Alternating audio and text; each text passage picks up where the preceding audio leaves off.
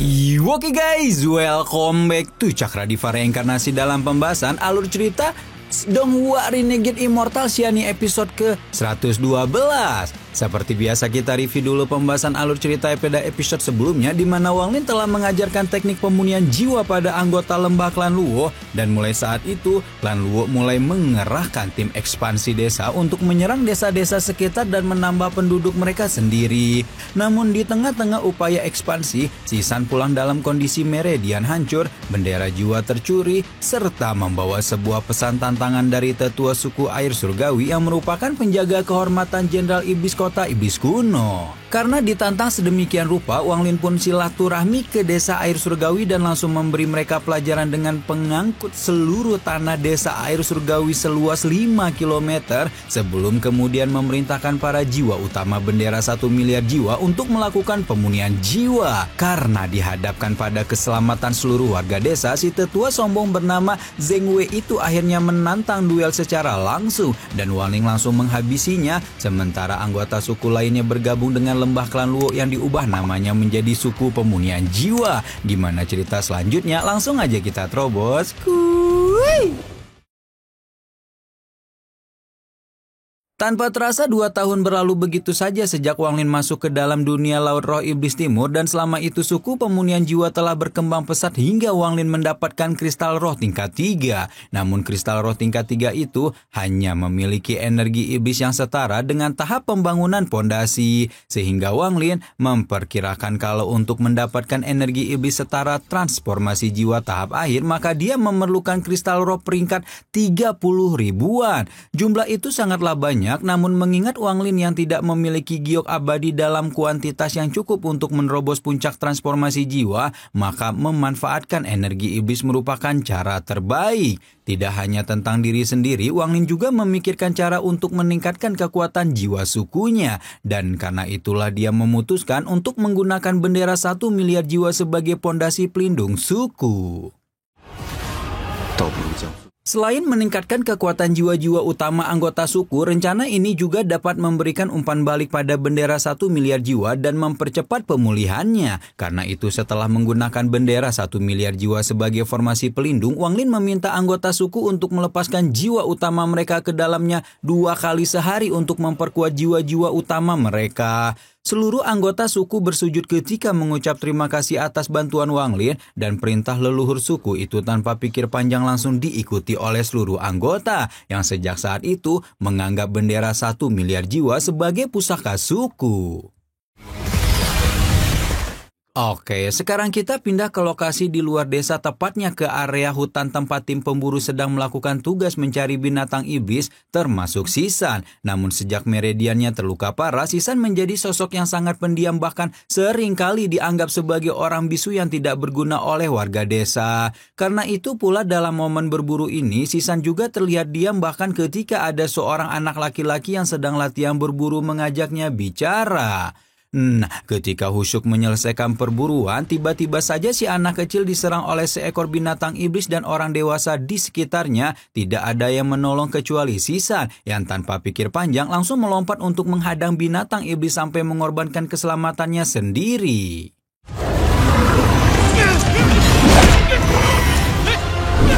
Setelah kejadian penyerangan itu, tim pemburu langsung membawa pulang tubuh Si San yang terluka parah, dan Ouyang Hua segera mengantarkannya untuk bertemu Wang Lin agar sang leluhur suku dapat menemukan cara untuk menyelamatkannya. Wang Lin mengangguk paham dan memerintahkan Ouyang Hua untuk keluar sebelum kemudian memeriksa Si San dan menemukan tiba-tiba saja pemuda itu memiliki energi iblis tingkat 2 padahal seluruh meridiannya telah hancur sejak 2 tahun yang lalu. Akhirnya Wang Lin pun memeriksa lautan kesadaran Si San dan mengetahui bahwa pemuda itu memaksakan diri untuk tetap bersikeras latihan dan menyerap energi iblis dalam tulang darah dagingnya. Setelah memeriksa lautan kesadaran Sisan, Wang Lin pun menyuntikkan sejumlah energi ke tubuh Sisan dan membantu pemuda itu menyadarkan diri sebelum memperingatkan betapa berbahaya menyerap energi iblis dalam tulang dan daging. Meski demikian, dengan tegas Sisan berkata bahwa dia lebih baik mati dibanding menjadi orang tak berguna dan mengecewakan Wang Lin. Sehingga pada waktu itulah akhirnya Wang Lin memutuskan untuk mengajarkan Sisan teknik pemunihan tubuh klan iblis raksasa. Sisan menerima teknik pemberian Wang Lin dengan sukacita, sementara yang memberikan teknik segera bernostalgia karena keteguhan yang ada di wajah Sisan telah mengingatkannya pada masa lalunya sendiri. Sementara Wang Lin menunggu Sisan menguasai teknik pemunihan tubuh klan iblis raksasa sebelum mengajarkan teknik dewa kuno yang asli, Ouyang Hua membawa satu lagi pemuda suku yang menarik bernama Huo Pao, di mana Huo Pao ini sudah terlahir dengan energi iblis tingkat 2 dan sampai sekarang telah berhasil memunikan 13 bendera jiwa. Ketika melihat Wang Lin keluar, Huo Pao dengan antusias mengeluarkan seluruh jiwa utama bendera jiwanya, dan mungkin karena belum terlalu menguasai teknik pemunihan bendera secara mendalam, pemuda itu tidak dapat mengendalikan jiwa utamanya sehingga menyerang Wang Lin. Huo Pao tampak sangat malu karena jiwa utamanya menyerang leluhur suku. Namun Wang Lin yang dapat melihat potensi Huo Pao justru memerintahkan pemuda itu berkultivasi di sisinya. Sejak saat itu, Sisan dan Huo Pao menjadi pemuda suku yang paling dipercaya oleh Wang Lin, dan keduanya juga selalu menjadi garda terdepan dalam proyek ekspansi suku yang terus berjalan. Namun setelah 4 tahun berlalu, Wang Lin akhirnya memutuskan untuk memulai petualangannya menuju kota iblis kuno, dan setelah menghentikan ekspansi serta memerintahkan seluruh anggota suku untuk fokus berkultivasi, pemilik mutiara pembangkang surga itu pun memulai perjalanan menuju kota iblis kuno bersama 2 pemuda kepercayaan. Singkat cerita, trio Wang Lin sudah sampai di kota iblis kuno terdekat, dan karena statusnya sebagai kultivator luar, para prajurit kota langsung merendahkannya hingga membuat Sisan yang emosi melayangkan pukulan amarah. Sisan dan tentara iblis penjaga sama-sama terdorong mundur karena bentrokan itu ketika Wang Lin berkata bahwa muridnya telah melakukan kesalahan. Sisan langsung memohon maaf pada Wang Lin apabila tindakannya dinilai gegabah. Namun, yang dimaksud kesalahan oleh Wang Lin bukanlah tindakan melainkan pukulannya. Wang Lin mulai menjelaskan kesalahan apa yang telah Sisan lakukan sebelum kemudian menunjukkan secara langsung seperti apa pukulan yang baik dan benar. Wang Lin mengepalkan tangan yang membuat energi di sekitarnya terkoyak sebelum kemudian melepaskan kepalan tangan itu hingga membuat seluruh prajurit iblis di gerbang kota porak-poranda. Setelah Wang Lin menunjukkan pukulannya dan membuat prajurit iblis hancur lebur, muncullah sosok kecantikan bergaun putih yang tidak lain dan tidak bukan adalah putri leluhur darah Yao Shishu yang pernah dilihat Wang Lin waktu pembukaan Laut Roh. Yao Shishu meledakkan kekuatannya sambil memanggil nama Wang Lin dengan lantang, dan tindakan itu Wang Lin anggap sebagai gelagat ingin menguasai. Tunduk pada manusia kecuali orang tua dan guru adalah sesuatu yang haram Wang Lin lakukan, dan karena itulah dia balik meledakkan kekuatan yang membuat Yao Shishu akhirnya menyerah untuk mengganggunya. Sebaliknya, Yao Shishu sebagai salah satu komandan justru membawanya menuju kediaman jenderal sayap kiri dan membuat Wang Lin terkejut karena si jenderal ini ternyata berhasil menundukkan bahkan beberapa ahli puncak transformasi jiwa. Segera setelah Yao Shishu mengabarkan kehadirannya, sosok laki-laki bertubuh besar muncul di tengah kediaman sebelum kemudian melepaskan tekanan luar biasa ketika bertanya apakah Wang Lin adalah orang yang telah menyerang tentara iblisnya tuh. Wang Lin tidak mau diam saja menerima penindasan semacam ini dan segera menggunakan jari iblis untuk melepaskan diri yang malah membuat Mo Lihai tertarik untuk mengangkatnya sebagai tetua iblis. Namun Wang Lin yang mengetahui perbedaan antara tetua sebagai penasihat dalam kota dengan komandan yang memimpin pasukan iblis langsung menolak, sehingga Mo Lihai pun menjelaskan bahwa jari Wang Lin belum cukup untuk menjadikannya komandan. Mendengar ucapan itu tanpa pikir panjang, Wang Lin pun meminta Mo Lihai melanjutkan pengujiannya dan menyebabkan sang jenderal sayap kiri yang memiliki 200.000 peringkat energi iblis itu tertawa puas sebelum berkata bahwa dia akan segera menggunakan niat tinju 10 reruntuhan untuk menguji Wang Lin. Para komandan auto bergibah ketika melihat Mo Lihai benar-benar menggunakan tinju 10 reruntuhan miliknya dan menebak-nebak sebanyak apa tinju yang bisa Wang Lin tahan atuh. Sementara itu pengujian telah dimulai dan Wang Lin berhasil menghancurkan reruntuhan pertama dengan jari iblis sebelum menyadari bahwa kekuatan jenderal iblis ini memang benar-benar dahsyat. Reruntuhan kedua datang hanya dalam beberapa detik setelahnya dan Wang Lin mampu merasakan bahwa reruntuhan ini 10 kali lipat lebih kuat dibanding sebelumnya. Wang Lin sempat ingin menggunakan jari alam baka atau kereta penembak bintang untuk mengatasi reruntuhan kedua, namun mengingat ada begitu banyak ahli kuat di tempat ini, pemuda Sujaku itu mengurungkan niatnya dan malah menggunakan seni pembantaian abadi untuk mengambil inisiatif menyerang.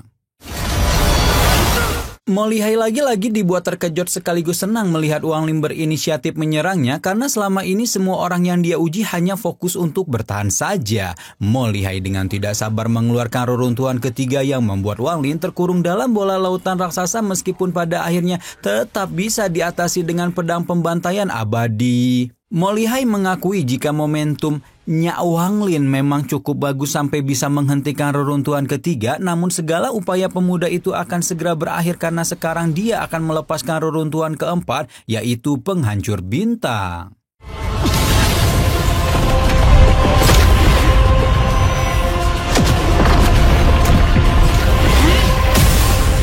Dan benar saja apa yang dikatakan Mo Lihai, setelah susah payah menahan reruntuhan keempat, Wang Lin jatuh bebas dengan kondisi terluka hingga membuat Yao Shishu menghela napas karena dia pun tahu bahwa tinju 10 reruntuhan jenderal sayap kiri itu sangat mengerikan. Bahkan dia sebagai ahli puncak transformasi jiwa pun hanya mampu menahan reruntuhan kelima dan tidak akan bisa mendapatkan jabatan komandan kalau bukan karena dibantu oleh senjata rahasia pemberian ayahnya. Nah, tapi ketika semua orang berpikir bahwa perjuangannya melewati ujian telah berhenti sampai di sini, Wang Lin justru menyadari bahwa kekuatan Mo Lihai tidak berasal dari kultivasi, melainkan dari keyakinan untuk memenangkan setiap pertarungan.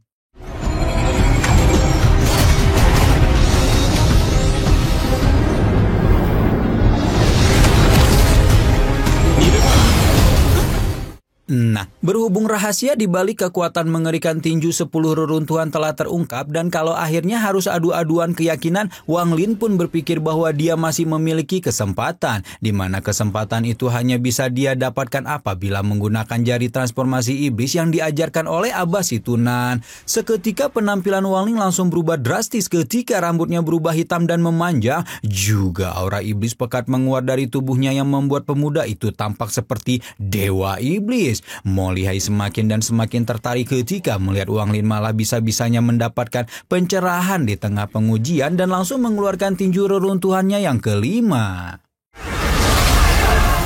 Betapa terkejutnya Mo Lihai ketika melihat Wang Lin dapat menghancurkan tinju kelimanya dengan begitu mudah, bahkan membuat kekuatan reruntuhan yang ada di dalamnya menjadi tidak stabil. Yun Lihai menjadi semakin penasaran ingin menyaksikan kekuatan apa yang masih disembunyikan oleh Wang Lin dan segera mengeluarkan reruntuhan keenam, yaitu pemusnah bencana. Wang Lin masih dengan berani mengonfrontasi Mo Lihai dengan menyebut bahwa pertarungan mereka berdua adalah sebuah pertempuran keyakinan. Namun hal itu justru membuat sang jenderal menjadi semakin gembira ketika mempertanyakan keyakinan seperti apa yang Wang Lin miliki, sampai yakin bisa mengalahkan penguasa pertempuran yang tidak pernah kalah selama 1000 tahun seperti dirinya.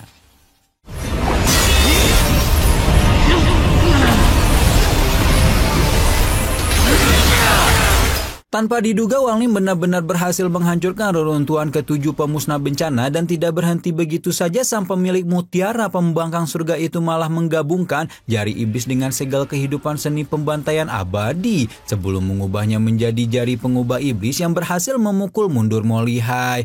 Yao Shishu tampaknya begitu terkejut melihat pemandangan yang baru saja terjadi, sementara orang yang dipukul mundur sekali lagi menunjukkan ketertarikan ketika mengakui bahwa dia memang telah meremehkan Wang Lin. Tanpa menunda lebih banyak lagi, Mo Lihai mengeluarkan reruntuhan selanjutnya, namun Wang Lin yang menyadari efek samping transformasi iblis benar-benar membahayakan hati Dao-nya, memilih untuk menyerah karena menang pun mengorbankan yang dia berikan terlalu besar kalau hati Dao-nya sampai rusak.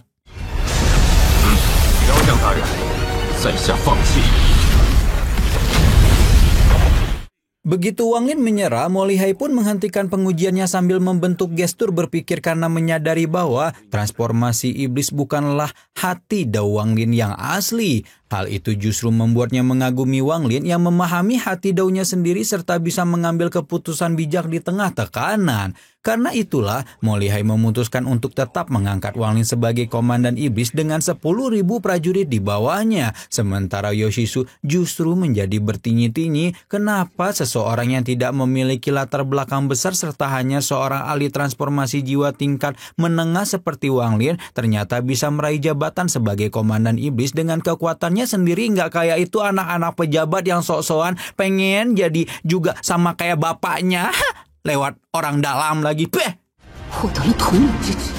Dian, ya memanglah karakter utama MC kita ini OP-nya nggak ada obat. Karena meskipun hanya bisa menahan 7 reruntuhan saja, ternyata Wang Lin tetap berhasil nih mengambil hati Mo Lihai hingga mengangkatnya sebagai komandan. Kira-kira gimana nih kelanjutan petualangan Wang Lin sebagai komandan iblis dengan 10.000 pasukan di bawahnya? Nantikan terus pembahasan hanya di Cakra Diva ya. Yang udah nggak sabar nunggu minggu depan bisa juga pantengin tuh spoilernya di Ginosis. Rama di sini pamit, bye-bye.